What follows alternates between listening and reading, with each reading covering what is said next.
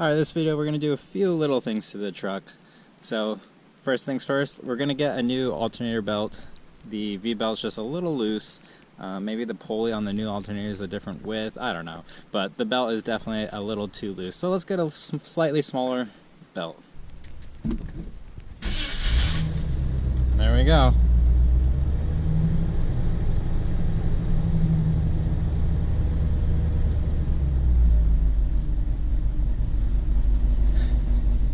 And we are idling away. Yeah, we're gonna head over to the parts store. I got my tools and I got a battery jumper just in case something happens with the battery, but I don't think so. I think we're good. Let's head on over. Okay, made it to the auto parts store. So as you can see, this belt pretty loose, so we need to tighten it up. On the way here I was thinking maybe I accidentally swapped the belt, but no, this one is much thicker than the power steering one, so I have it correct. Just for whatever reason it's now too short. So yeah, let's throw this off real quick. Alright, with both bolts this can easily drop down, so I'm just going to put it at the lowest, take the belt off, run in and grab the appropriate size. So it is the next day.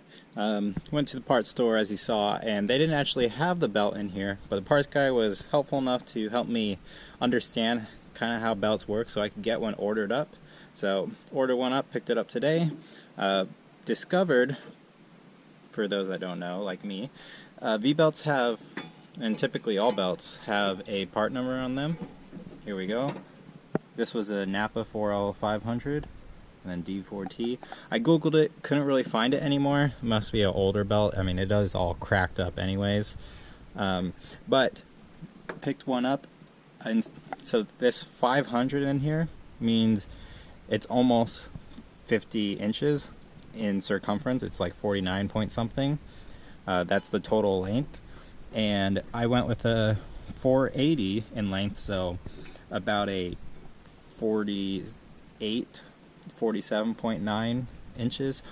Basically, I just went down just the one size down, which is about an inch lower or shorter of a belt, and all plugged in here. And now we have a little bit of tension.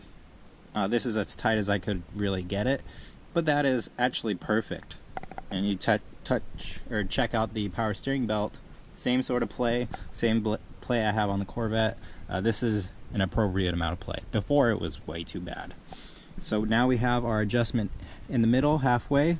We have plenty of tension, and no more belt squeal from the alternator belt anymore, because that's what was happening. It was skipping on the alternator and causing a screeching noise, especially whenever the alternator was under load, like headlights on, brights on, stuff like that. But so that fixes that. Gonna get back to you tomorrow and show you the next little thing I have to do in this little video. And new day, we have this that we're gonna install. So as you see, the rubber part for your hand is gone. Someone put a bolt in here with some nuts to kind of hold it, I guess.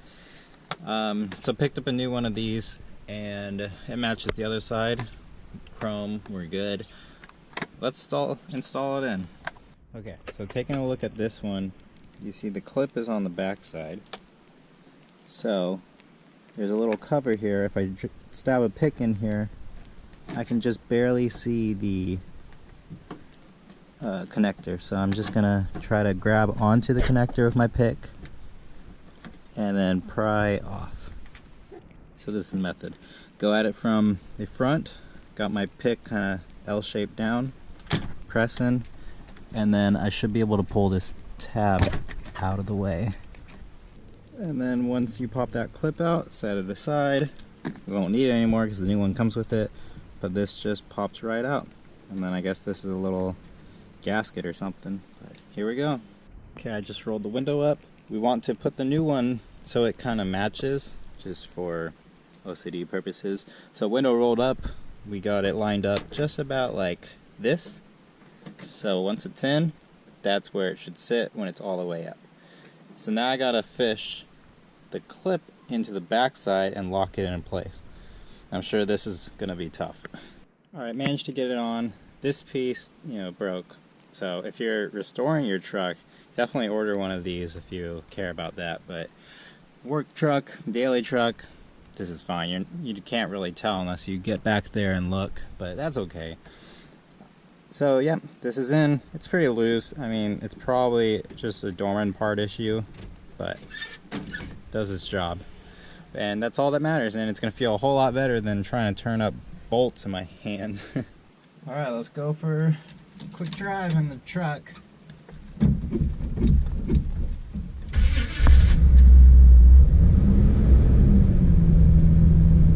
That started pretty good. Oh, stay alive.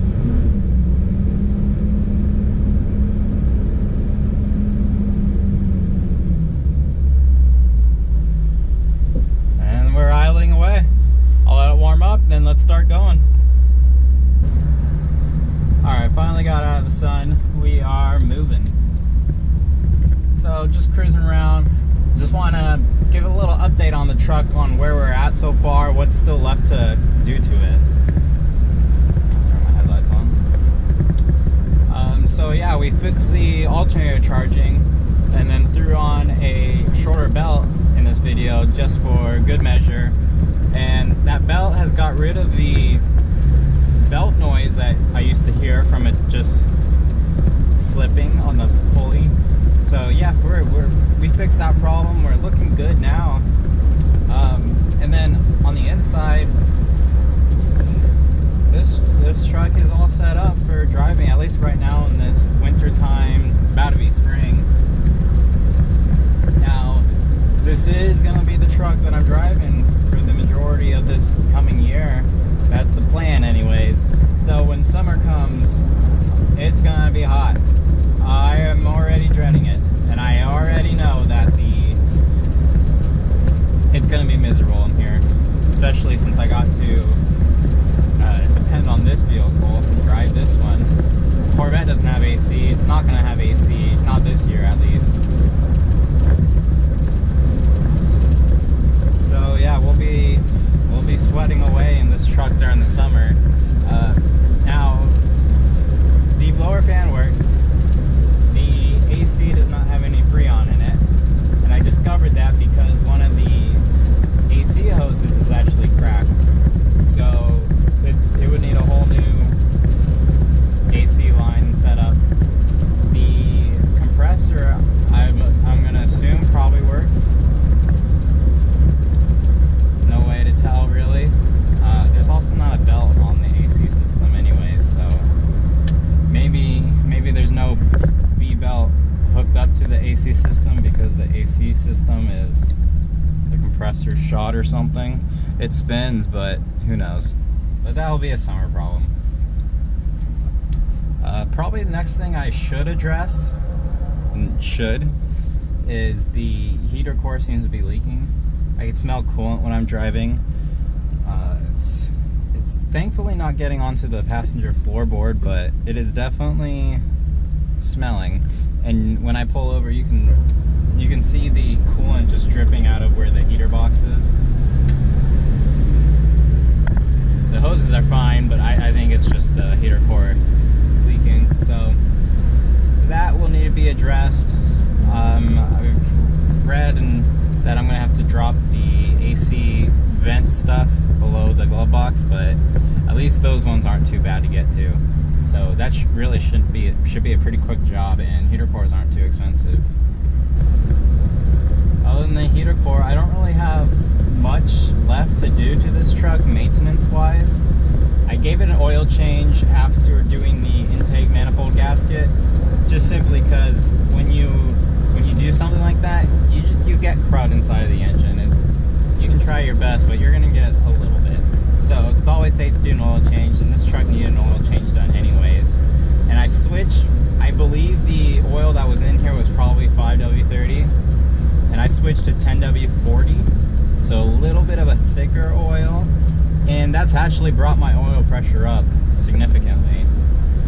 Before idling, when warm, it probably was like 10 PSI, but now it's 15 to 20, which is, you know, more desirable for a small block. Now the small block 350s can accept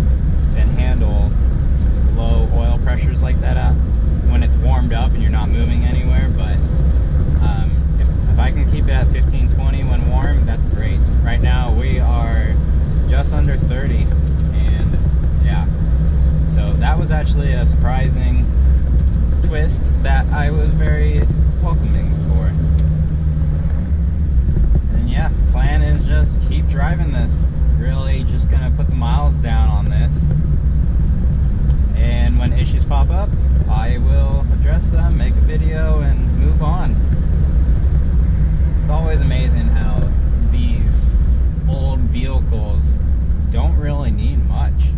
I mean, they all have those little issues, but for the most part, they get going and they stay going. And I think that's what I like about the older vehicles. Now, let me know if there's anything else I should do or can do on the cheap for this car. I don't really want to do any engine things, like I don't want to put a cam in it. I don't have a need to get more power out of this. It's perfectly fine as is, at least for now. I do want an exhaust. I mentioned that before, so I will eventually get to that. But again, I don't want something too loud. I don't want this to be louder than the Corvette or anywhere near that. This should just be a nice daily driver, but have a nice tone to it so I can actually hear it.